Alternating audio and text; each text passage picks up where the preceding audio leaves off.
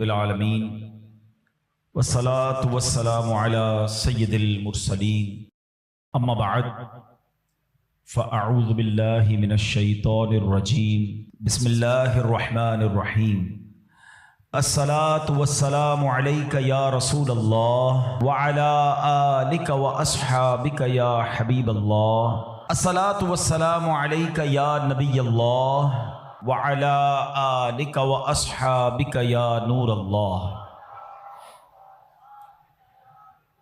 मेरे प्यारे इस्लामी भाइयों, याद रहे कि दुनिया से जाने वालों को याद रखना चाहिए। आहिस्ता आहिस्ता ये रस्म भी ख़त्म होती जा रही है, बात भी कम होती जा रही है। आप देखें कि कितने लोग हैं जिनके माँ बाप चले गए हैं और वो सोचें कि वो कितना उन्हें याद करते हैं। और जब ये बेरुखी ये दुनिया देखते हैं, ये नए रंगी ये दुनिया देखते हैं, लोगों का भूल जाना देखते हैं, तो मज़ीद दिल पर एक चोट लगती है कि यार जब मैं चला जाऊंगा, जब हम चले जाएंगे, थोड़े दिन तक, थोड़े महीनों तक, हो सकता है एक आध साल तक कोई याद करेगा, उसके बाद किसी का कुछ रुकता नहीं है, दुनिया चलती रहती है। वो कहते ना, एक कब्र पर एक कुतबा लगा हुआ था, मुझे लगता था मैं अहम था और यही मेरा वहम था। हमें लगता है मैं बहुत अहम आदमी हूँ, मेरे जाने से बड़ा फ़र्क पड़ जाएगा, मैं नहीं होऊंगा तो बहुत लोगों को इम्पैक्ट क्रिएट होगा। ये भूल है हमारी। दुनिया पहले से चल रही है और अब भी चलती रहेगी। अब तो और बेरुखी हो गई है। पहले चले लोग माँ बाप को, मरने वालों को बहुत याद करते थे। जैसे जैसे दिन गुजरते जा रहे हैं, लोगों के बस सिर्फ घर वाले, चूँकि वो बहुत क्लोज होते हैं, उनको शायद याद ज़्यादा रहता है।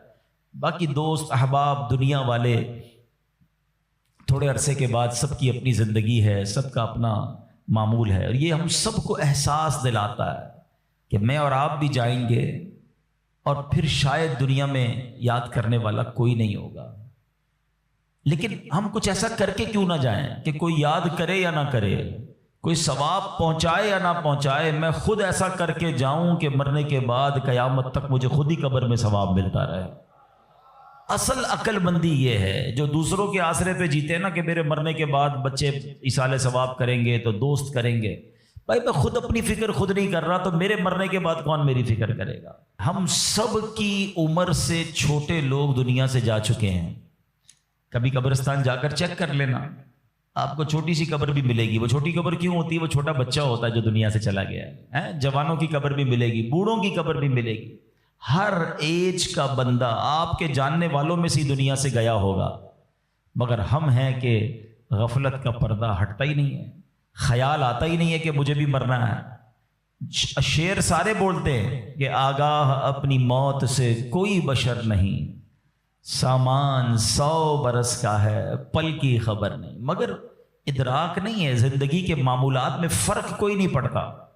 बंदा कहे ना यार कि मुझे मौत की फिक्र हो गई है, अब मैं तैयारी करूंगा मौत की, मगर ज़बानी खर्च तो सारे ही करते हैं। किसी की मैयत पे जाएं तो ऐसी बड़ी बड़ी बातें लोग करते हैं, भाई अल्लाह की मर्जी थी, हर किसी को जाना है, अपने करनी का फल भुगतना है। लेकिन जो ये कह रहा है, क्या वो अपने आप से भी कहता है कि तुझे भी जाना है? तूने तैयारी कर ली जाने की? आज भी तो जा सकता है।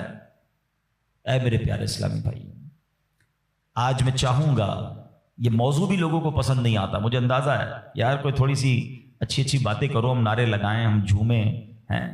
इस मौजू पर ज़्यादा बात करना भी लोगों को पसंद नहीं है। अजीब कहानी है, ऐसी हकीकत है मौत, ऐसी रियलिटी है मौत कि जिससे इनकार नहीं। देखिए हमारे बहुत सारे मज़ाहिब से इख्तिलाफ है।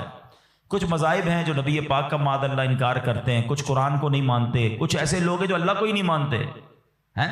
कितने इख्तिलाफ हैं लोगों में, दुनिया भर में अलग अलग किस्म के रिलीजन हैं। दहरियत वाले लोग हैं, कम्युनिस्ट लोग हैं, अजीब अजीब लोग हैं जिनका आपस में हमारा बड़ा इख्तिलाफ है। मादअल्लाह कुछ लोग हमारे नबी को आखिरी नबी नहीं मानते।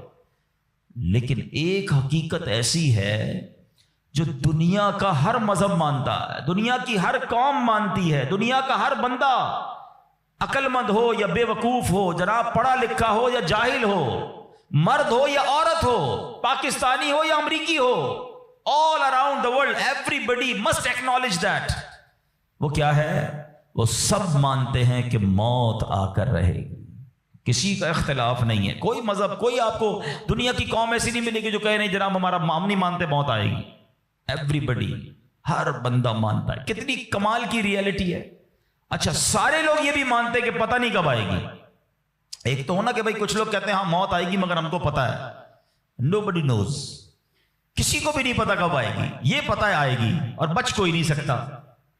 یہ ایسی ریئلٹی ہے مگر پھر بھی اس پر بات کرنے کے لیے کوئی تیار نہیں ہے.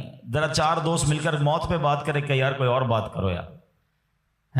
کمال ہے آپ نے اور میں نے 1 مہینے بعد لاہور جانا ہو، 2 مہینے بعد یورپ جانا ہو، کسی کو بھی جانا ہو، وہ ابھی سے باتیں شروع کر دیتے ہیں. یار کیسے جائیں گے، فلائٹ کیسی ہوگی، ٹرین کا ٹکٹ ملے گا کہ نہیں، وہاں جہاز، وہاں کرنسی کون سی چلے گی. اچھا صرف نیت کی ہے اور باتیں شروع، ڈسکشن شروع، مشورے شروع. جب تک جائیں گے نہیں روز باتیں کریں گے.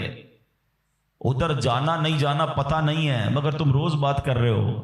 جدھر جانا کنفرم ہے اور کب جانا یہ بھی نہیں پتا. آج بھی جا سکتے ہو. اس کے لیے کوئی بات نہیں کرے گا، اس کے لیے کوئی ڈسکشن نہیں، اس کے لیے کوئی تیاری نہیں. سوچئے. چلے آپ کہتے ہیں یار یہ دعوت اسلامی والے موت پر بہت بات کرتے ہیں، آخرت پر بہت بات کرتے ہیں، بہت ڈراتے ہیں. چلو بھائی ہم اور آپ موت پر بات نہیں کرتے. ہم بات نہیں کریں گے تو کیا مرنے سے بچ جائیں گے؟ اس حقیقت سے نکل جائیں گے. آنکھیں بند کرنے سے مصیبت جاتی نہیں، فیس تو کرنا ہی پڑے گا. تو آج انشاءاللہ مختصر سے وقت میں ہم سب کی زندگی کی سب سے بڑی جو حقیقت ہے نا وہ ہے موت. آج اس پر کچھ بات کرتے ہیں. اللہ کرے کہ آج کا بیان ہم سب کے دلوں سے غفلت کا پردہ ہٹائے اور ہم اپنی موت کی تیاری کرنے کی کوشش میں لگ جائیں. امام محمد غزالی علیہ رحمۃ اللہ الوالی لکھتے ہیں کہ بنی اسرائیل کا ایک بڑا مغرور شخص تھا، بڑا ایروگنٹ تھا، بڑا اس کا کر و فر تھا. ایک بند کمرے میں بیٹھا تھا. اچانک ایک شخص کمرے میں داخل ہوا اور اس مغرور شخص کی طرف لپکا. تو وہ بڑا تکبر والا آدمی تھا. وہ بڑا غصے میں آ گیا اور کہتا کہ تم ہو کون؟ میرے کمرے میں آ کیسے گئے؟ تمہیں آنے کی اجازت کس نے دی؟ تم جانتے نہیں میں کون ہوں؟ تو جو اندر آنے والا شخص تھا وہ کہتا ہے مجھے اس گھر کے مالک نے اجازت دی ہے اور میں وہ ہوں جسے کوئی دربان روک نہیں سکتا. میں وہ ہوں جس کو کسی سے اجازت لینے کی ضرورت پڑتی نہیں ہے. مجھے کسی کا دبدبا ڈرا نہیں سکتا، نہ ہی مجھ سے کوئی مغرور اور سرکش شخص بچ سکتا. اب جیسے ہی یہ باتیں سنی نا تو مغرور شخص جو تھا وہ ڈرنے لگا، وہ کانپنے لگا، وہ گھبرا گیا. وہ کہتا ہے کہ آپ تو ملک الموت معلوم ہوتے ہیں، کیونکہ جس کو کوئی نہیں روک سکتا، جس کو کسی کی اجازت کی ضرورت نہیں ہے، جس کو کسی کا دبدبا کرو فر ریزسٹ نہیں کر سکتا، وہ ملک الموت کے سوا تو کوئی نہیں. لگتا ہے آپ ملک الموت ہیں؟ تو فرماتے ہاں میں ملک الموت ہوں. اب وہ شخص تو بڑا گناہگار تھا، وہ رونے لگا، چیخنے لگا کہ حضور تھوڑی سی مہلت دے دیں، کچھ نیکیاں کر لوں، توبہ کر لوں، اللہ کو راضی کر لوں، ابھی میری روح قبض نہ کریں. ہائے ہائے. ملک الموت فرماتے تمہاری سانسیں پوری ہو گئی ہیں، اب تمہیں کوئی ٹائم نہیں ملے گا. اگر تم نے، وہ پوچھتا ہے حضور مجھے کہاں لے جایا جائے گا مرنے کے بعد؟ فرمایا اس مقام پر جہاں تو نے اعمال بھیجے ہیں، اس گھر کی طرف جو تو نے تیار کیا ہے. وہ شخص کہے گا حضور میں نے تو کوئی گھر تیار نہیں کیا، کوئی نیکی آگے نہیں بھیجی. ملک الموت فرماتے ہیں پھر تمہیں بھڑکتی آگ کی طرف لے جایا جائے گا، جہاں تمہارے گوشت پوشت وہ آگ نوچ لے گی. یہ کہہ کر ملک الموت نے اس شخص کی روح کو قبض کیا. اس کے پورے گھر میں کوہرام مچ گیا، گھر والے رونے لگے. اے میرے پیارے اسلامی بھائیوں، یہ واقعہ ہم سب کو کیا سکھا رہا ہے کہ جب موت آنی ہے نا، جب وہ وقت آ جانا ہے تو پھر 1 منٹ بھی آگے پیچھے نہیں ہو سکے گا، کوئی اس کو ڈیلے نہیں کر سکے گا، بلکہ جس حالت میں ہوں گے نا اسی حالت میں روح قبض کر لی جائے گی. ہماری موت کا وقت لکھا ہے، مقام بھی لکھا ہے، یہ چینج نہیں ہو سکتا. اگر موت سمندر میں لکھی ہے تو $2.5 لاکھ دے کر بھی بندہ وہاں پہنچتا ہے جہاں موت لکھی ہے. اگر موت کشتی سے ڈوب کر ہونا لکھی ہے تو 22 لاکھ دے کر بھی سینکڑوں لوگ ہمارے وطن سے جاتے ہیں اور ان کی موت یورپ کے سمندر میں جا کر ہو جاتی ہے۔ اللہ پاک جو بھی ان میں مسلمان ہیں سب کی مغفرت فرما، مگر میں نے اور آپ نے اس سے عبرت کیا لی کہ بندہ وہاں پہنچے گا جہاں اس کی موت لکھی ہوئی ہے۔ ایک بار حضرت سلیمان علیہ نبینا علیہ الصلوۃ والسلام کی بارگاہ میں ایک شخص بیٹھا تھا۔ آپ کی بارگاہ میں ملک الموت آیا اور اس شخص کو ذرا گھور کے دیکھنے لگے، واپس چلے گئے۔ وہ شخص کہتا ہے حضور یہ کون تھے جو آئے تھے اور مجھے گھور کے دیکھ رہے تھے؟ فرمایا یہ ملک الموت تھے۔ کہتا حضور لگتا ہے میری روح قبض کرنے والے ہیں، آپ مہربانی کریں، آپ کی تو ہوا پر حکومت ہے، آپ ہوا کو حکم دیں کہ ہوا مجھے اڑائے اور مجھے ہندوستان لے جائے۔ حضرت سلیمان بیت المقدس کے علاقے میں رہتے تھے نا، آپ نے وہ حکم فرمایا، ہوا نے اس بندے کو اٹھایا اور ہندوستان پہنچا دیا۔ کچھ دنوں کے بعد پھر ملک الموت آیا حضرت سلیمان علیہ السلام کی بارگاہ میں۔ آپ نے فرمایا تم میرے ساتھی کو کیوں گھور رہے تھے جب آئے تھے تو؟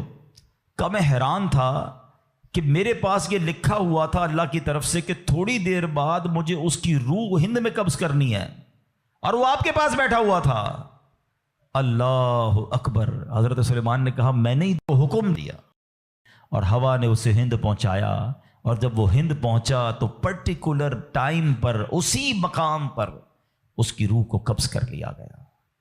ہائے ہائے ہائے، یہ ہے میری اور آپ کی حقیقت۔ دوڑتے رہتے ہیں، بھاگتے رہتے ہیں، پلاننگ ہے کہ ختم نہیں ہو رہی، فکریں ہیں کہ ختم نہیں ہو رہی، ہر وقت بیٹھے ہیں اگلا پلان کیا ہے، 5 سال کا، 10 سال کا، ایک دکان ہے تو 2 دکانیں، ایک گھر ہے تو 2 گھر، بڑا گھر، ہوادار گھر ہے، نوکری ہے تو کاروبار کرنا ہے، ملک سے باہر جا کر جناب پیسے کمانے، یہی سوچ ہے بس۔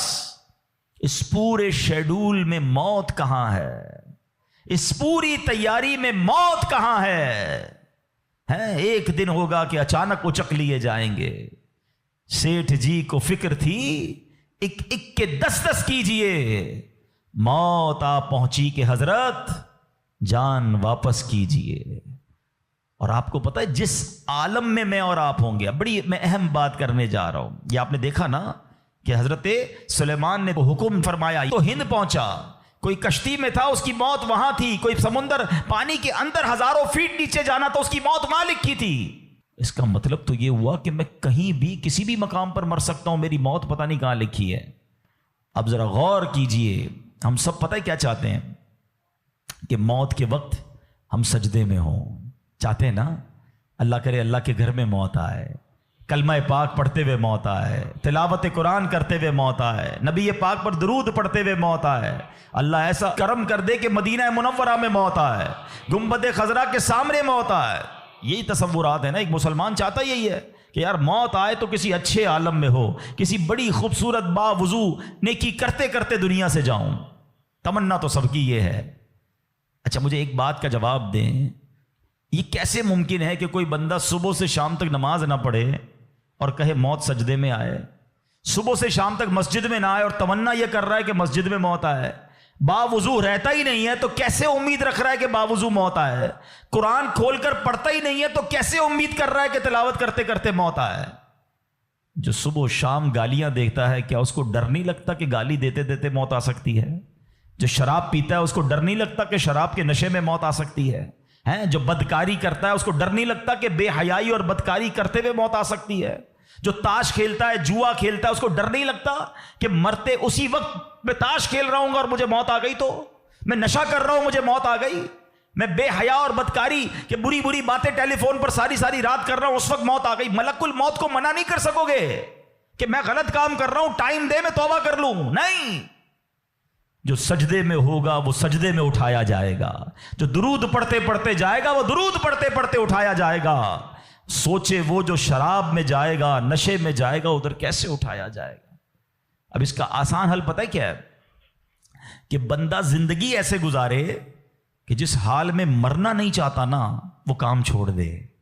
عقل بندی یہ ہے کہ اپنے دن کا شیڈیول ایسا بنائے کہ میں وہ کام ہی نہ کروں جس میں مرنا نہیں چاہتا، ورنہ میں روک نہیں سکوں گا موت کو۔ آپ چاہتے اچھی موت ہو؟ میں بتاتا ہوں کس کی اچھی موت آ سکتی ہے۔ جو ماشاءاللہ 5 ٹائم پابندی سے نماز پڑھتا ہے، جو روزانہ تلاوت قرآن کرتا ہے، جو بار بار تسبیح نکال کر تسبیح بھی پڑھتا ہے، درود بھی پڑھتا ہے، جو دکان پر بھی جاتا ہے تو نماز کا ٹائم ہو تو نماز کے لیے کھڑا ہو جاتا ہے، جو حلال روزی کماتا ہے، جو گناہوں سے اپنے آپ کو بچاتا ہے، ارے اس کی تو 24 گھنٹے میں کبھی بھی موت آنی ہے، سبحان اللہ۔ وہ رات کو سوتا ہے تو باوضو سوتا ہے، اس نیت سے سوتا ہے کہ فجر میں اٹھنا ہے، رات کو بھی جائے گا تو انشاءاللہ شہید کا مرتبہ پائے گا، دن میں کسی وقت موت آئے گی تو کوئی اچھا ہی کام کر رہا ہوگا نا۔ اب آپ سوچ لیں کس عالم میں مرنا ہے۔ اچھا ایک اور دل پر چوٹ کرنے والا جملہ سن لو، کون کون چاہتا ہے مرتے وقت زبان پر کلمہ طیبہ جاری ہو؟ ہائے ہائے، فضیلت پتہ ہے کیسی ہے؟ حدیث پاک میں آتا ہے جس کی زبان پر، حدیث کا مضمون ہے، آخری کلمہ لا الہ الا اللہ ہوگا، دخل الجنہ، وہ جنت میں داخل ہو جائے گا۔ ہم ہر مسلمان چاہتا ہے، ٹھیک ہے؟ آپ سب نے ہاتھ اٹھایا کہ آپ سب چاہتے ہیں مرتے وقت کلمہ پاک زبان پر ہو۔ اب ہاتھ نہیں اٹھانا، آپ سے پوچھ رہا ہوں، اپنے آپ سے ہی پوچھ رہا ہوں، آج پورے دن میں کتنی بار کلمہ پڑھا ہے؟ اس پورے ہفتے میں کتنی بار کلمہ پڑھا ہے؟ عجب کہانی ہے ہماری، یقین کریں عجب کہانی ہے۔ مرتے وقت سب کو کلمہ چاہیے، زندگی میں کلمہ پڑھنے کا ٹائم نہیں ہے۔ اللہ اکبر۔ سکرات کو جانتے ہو کیسا ہوگا؟ زبانیں سخت ہو جائیں گی، بندہ اتنی تکلیف میں ہوگا کہ کوئی لفظ ہی نہیں نکلتا منہ سے۔ ہمارا تو بخار میں لفظ نہیں نکلتا، سکرات کی کیا بات کروں میں۔ جس وقت زبانیں بھاری ہوں گی کلمہ کیسے ادا ہوگا جب تم نے زبان کو عادی نہیں بنایا؟ ہاں، ایک بزرگ کا بڑا پیارا قول میں نے سنا تھا، وہ فرماتے ہیں اپنی زبان کو کلمے کا عادی بناؤ، جس وقت سکرات کا عالم ہوگا زبان بھاری ہوگی اس وقت بھی کلمہ جاری ہو جائے گا۔ مبارک ہونے جو روز کلمہ پاک، کم از کم ایک تسبیح تو پڑھ لیا کرے یار۔ 100 بار کلمہ پڑھنے میں دیری کتنی لگتی ہے؟ کلمہ پاک اچھا، افضل الذکر، حدیث پاک میں کہا گیا سب سے بہترین ذکر جو ہے وہ لا الہ الا اللہ ہے۔ کتنا کرتے ہیں ہم؟ سوچے نا، ہم اب اپنے آپ کو کتنا دور رکھے ہوئے ہیں اپنی موت کی تیاری سے، اپنی آخرت کی تیاری سے، اپنی قبر کو روشن کرنے کی تیاری سے۔ نہ کریں میرے پیارے اسلامی بھائیوں ایسا۔ صرف دنیا نہیں ہے، ہم اس دنیا میں آئے ہیں نا، قرآن کہتا ہے، سورہ ملک پڑھتے رہتے ہو نا، قرآن میں رب کیا فرماتا ہے؟ الذی خلق الموت والحیات لیبلوکم ایکم احسن عملا۔ اللہ اکبر۔ اس میں کیا فرمایا رب نے؟ جس نے موت اور زندگی پیدا کی کہ تمہاری جانچ ہو کہ تم میں کس کا کام زیادہ اچھا ہے۔ میں اور آپ جو آئے نا دنیا میں، واٹ از دا ریزن؟ موت اور زندگی کو پیدا کرنے کا مقصد یہ ہے کہ چیک کیا جائے کون اچھے کام کر کے آتا ہے۔ یعنی آسان لفظوں میں ہم سب کو امتحان کے لیے بھیجا گیا ہے۔ ہم اس دنیا میں آئے ہیں، ہمارا ٹیسٹ ہو رہا ہے۔ آپ کہیں یار اتنا بڑا ٹیسٹ؟ ہاں، یہ 50 60 70 سال کا ٹیسٹ ہے، اور اس کے بعد جو اچھے اعمال لے کر جائے گا، 3-4 گھنٹے کے امتحان کے بعد ایک کلاس آگے بڑھتے ہو نا، ایک آپ کا درجہ آگے بڑھتا ہے۔ تھوڑا ٹیسٹ بڑا ہے مگر انعام ایسا ہے کہ جنت میں داخل ہو گئے تو پھر کبھی نکالے نہیں جائیں گے۔ ہاں، قرآن کہتا ہے ہم فیہا خالدون، ہمیشہ ہمیشہ جنت میں رہیں گے۔ اگر جنت میں جانا ہے تو یہ ٹیسٹ پاس کرنا ہے۔ یاد رکھیے، صحابی رسول حضرت طارق محاربی رضی اللہ تعالیٰ فرماتے ہیں، اللہ پاک کے آخری نبی صلی اللہ تعالی علیہ وسلم نے مجھے نصیحت کرتے ہوئے فرمایا، یا طارق استعد للموت قبل الموت، اے طارق مرنے سے پہلے موت کی تیاری کر لو۔ ہاں، یہ نبی پاک نے فرمایا۔ اچھا، میں ایک سوال کرنا چاہتا ہوں، اگر میں آج آپ سے ایک سوال کروں کہ ہم میں سے کسی کو پتہ چل جائے کہ کل کا دن آپ کی زندگی کا آخری دن ہے اور کل رات آپ دنیا سے چلے جائیں گے، ایک دن ہے آپ کے پاس، ایک مسلمان اس ایک دن کو کیسے گزارے گا؟ سچ بتائیے، کیا وہ کل دکان پہ جا کے کاروبار کرے گا؟ کیا وہ کل جا کے پیسے ڈبل کرنے کی کوشش کرے گا؟ کیا وہ کل جا کے فرنیچر مارکیٹ میں فرنیچر بنوائے گا؟ یا کل جا کے معاذ اللہ دوستوں کے ساتھ فلم دیکھنے گیا چاہے گا، چلو یار آخری دن ہے ذرا موج مزے کر لوں؟ یہ کیا کرے گا؟ اگر عقل مند مسلمان ہوا تو ایک دن ہے تو مسجد میں گزارے گا، تلاوت میں گزارے گا، توبہ میں گزارے گا، ذکر و اذکار میں گزارے گا، ہیں اللہ پاک سے معافی میں گزارے گا، کیونکہ آخری دن ہے۔ یہی کرو گے نا اگر پتہ چل جائے۔ مجھے بتاؤ، کیا ہمیں پتا ہے ہمارا آخری دن ہے کہ نہیں ہے؟ ہمیں تو کل کی بات چھوڑے آج رات کا نہیں پتا ہے، تو پھر کیوں تیاری نہیں کر رہے؟ پتا چل جائے تو تیاری کریں گے۔ میں تو پہلے ہی بتا رہا ہوں آپ کو، آپ میں سے کتنے لوگ بیٹھے جن کو پتا ہے کل صبح تک زندہ رہیں گے؟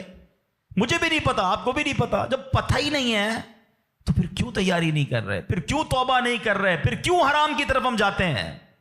خدا را یاد رکھیے میرے پیارے اسلامی بھائیوں، قبر میں جا کر اتنا پچھتاوا ہوگا گناہگار کو، بلکہ روایتوں میں آتا ہے پیارے آقا علیہ الصلوۃ والسلام نے فرمایا جس کا مضمون ہے مرنے کے بعد نیک بھی پچھتائے گا گناہگار بھی پچھتائے گا۔ عرض کی حضور گناہگار پچھتائے گا یہ تو سمجھ آتا ہے، نیک کیوں پچھتائے گا؟ فرمایا گناہگار تو گناہ کی وجہ سے پچھتائے گا، حدیث کا خلاصہ ہے۔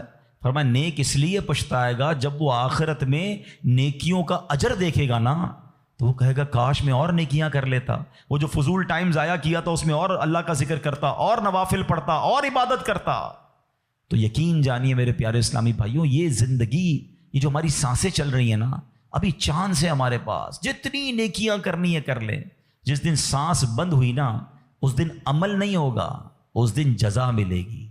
آج دار العمل ہے، today is the time of action and tomorrow is the time of accountability. اس دن صرف جزا ہوگی، یا تو آپ کو اللہ نہ کرے گناہوں کی وجہ سے کسی کو سزا ملے گی، یا نیکیوں کا اجر ملے گا۔ آج وقت ہے نیکیاں کرنے کا۔